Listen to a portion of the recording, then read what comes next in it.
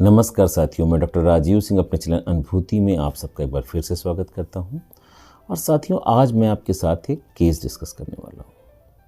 वो क्या केस था? मेरे एक एरिया के एक बहुत अच्छे पशुपालक थे जिनके पास उन्होंने बहुत शौक के साथ एक भैंस खरीदी थी। जब भैंस ब्याई तो वो थोड़ी सी अनबनी रहती थी, कुछ कम खा रही थी। तो वो तमाम कोशिश करते थे उसको हरा चारा या जो भी चीज़ें उनके पास थी बढ़िया उसको खिलाने की। लेकिन 8-10 दिन बीते हों, उसका जो इनटेक था फीड का वो कम था। वो अपना बस थोड़ा बहुत खा लेती थी और दूध दे रही थी। लगभग 10वें-11वें दिन ऐसा हुआ कि उसको मैस्टाइटिस हो गया। अचानक उसके अयन में सूजन आ गई और दूध जो था वो कम हो गया। अयन में पूरा जो उसका लेवटा था उसमें हार्डनेस हो गई।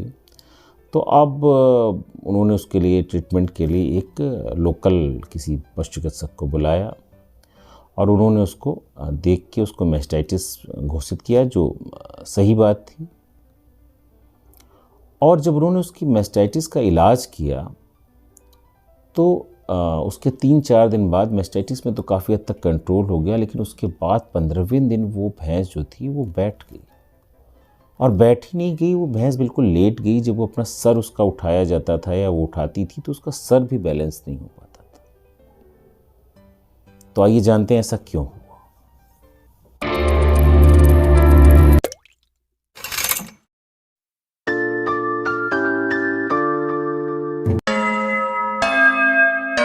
साथियों, इससे पहले हम अपनी चर्चा को आगे बढ़ाएं, मैं अपने सभी दर्शकों से, अपने सभी साथियों से जिन्होंने अभी तक इस चैनल को सब्सक्राइब नहीं किया, उनसे रिक्वेस्ट करूंगा कि इस चैनल को सब्सक्राइब कर लें।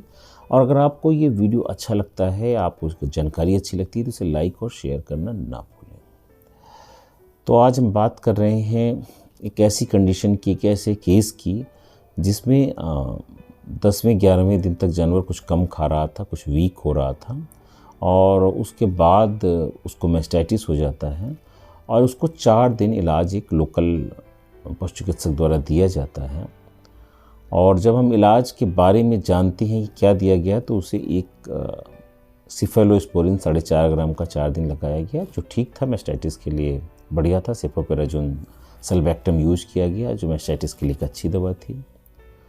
साथ ही साथ उसके आयन पे मालिश के लिए, मसाज के लिए एक अच्छी कंपनी का ऑइंटमेंट दिया गया, वो भी बढ़िया था, उसमें भी कोई कमी नहीं थी। साथ ही साथ सूजन और हार्डनेस को देखते हुए वहाँ पे आइसोफ्लुपिडोन, जाइडस का आइसोफ्लूट था, जो 4 दिनों में 3 बार 10-10 ml दिया गया। और इसके साथ फ्लोनेक्सिन मैग्लोमिन भी यूज किया गया था। तो इस तरह की दवाइयाँ थी, कुछ लीवर एक्सट्रैक्ट वगैरह थे, ट्रीटमेंट दिया गया। लेकिन जब 4 दिन बीते तो 5वें दिन वो भैंस बैठ क्यों गई? और ऐसा बैठ गई कि वो अपनी गर्दन भी नहीं उठा पा रही थी। तो आइए इसके कारणों पर हम चर्चा करते हैं, ऐसा क्यों हुआ होगा। ऐसा इसलिए हुआ कि हमारी नज़र में ये होता है कि जब हमें स्टेरॉइड देने की ज़रूरत आती है, जब स्टेरॉइड देने की बात होती है, तो मार्केट में डेक्सामेथासोन, बीटामेथासोन, प्रेडनिसोलोन और आइसोफ्लुपिडोन, ये 4 ग्लूकोकॉर्टिकॉइड जो हैं वो मौजूद हैं।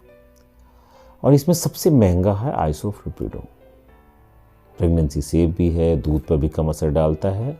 तो एक आम धारणा बन गई कि ये बेस्ट है, ये इसका कोई कम साइड इफ़ेक्ट्स हैं, इसकी कीमत भी ज़्यादा है, इसका काम भी अच्छा है, ये थोड़ा सा लॉन्ग एक्टिंग है, तो ये बेस्ट है। और डेक्सामेथासोन सबसे सस्ता है, दूध भी उड़ा देता है, तो ये कुछ कम अच्छा है। कम क्या अच्छा है, ये काफ़ी कम अच्छा है, ये सोच लिया हमने। लेकिन हम एक एस्पेक्ट सोचना भूल गए कि जब वो जानवर 10 दिन से कम खा रहा था, हल्की स्टारवेशन की स्टेट में था, और उसके बाद उसको मैस्टाइटिस हो गया, उसने और खाना कम कर दिया, तो जानवर वो हल्का हल्का जो था वो एक ऐसी स्टेज से गुजर रहा था कि हम उसे कह रहे हैं वो लो इन ग्लूकोज था। हो सकता है वो हल्का सा कीटोसिस जैसे स्टेज में जाने की तैयारी में हो, नेगेटिव एनर्जी बैलेंस की में जाने की तैयारी में रहा हो, और उसके बाद उसको मैस्टाइटिस हो जाता है। तो जब हम उसमें आइसोफ्लुप्रिडोन, बाकी दवाइयाँ हमने जो लगाई तो वो लगाई, उससे मुझे कोई दिक्कत नहीं है, लेकिन जब हम उसमें आइसोफ्लुप्रिडोन जो है, आइसोफ्लूट जो है, वो 4 में से 3 दिन हम उसको 10-10 ml दे देते हैं, तो सूजन पे तो फ़र्क पड़ा और वो मेस्टाइटिस तो ठीक होता दिखाई दिया हमें। लेकिन आइसोफ्लुप्रिडोन या आइसोफ्लूट की जो हम बात कर रहे हैं, इसमें मिनरलोकॉर्टिकॉइड एक्टिविटी जो है वो बाकी अपने 3 जो मैंने इनके साथियों के नाम बताए उनसे कहीं ज़्यादा है। इसका क्या मतलब है? इसका मतलब ये है कि आपके पशु को अगर आइसोफ्लुप्रिडोन एक्सेस में दिया जाता है और जो पहले से हाइपोकैलेमिक है, जिसके शरीर में पोटेशियम का लेवल कम हो रहा है, क्यों? क्योंकि वो कम खा रहा है, निगेटिव एनर्जी बैलेंस में जा रहा है, तो ऐसी कंडीशन में जब आप उसको आइसोफ्लुप्रिडोन देते हैं तो वो बॉडी में पोटेशियम के लेवल को और नीचे ले जाता है, और अगर वो ज़्यादा नीचे आ जाता है तो क्या होता है? हाइपोकैलेमिक कंडीशन आ जाती है और वो रिकम्बेंसी हो जाती है। और हम पशु में हाइपोकैलेमिया बड़ी आसानी से, यानी पोटेशियम की कमी की वजह से अगर जानवर रिकम्बेंट है तो हम उसे बड़ी आसानी से पहचान सकते हैं।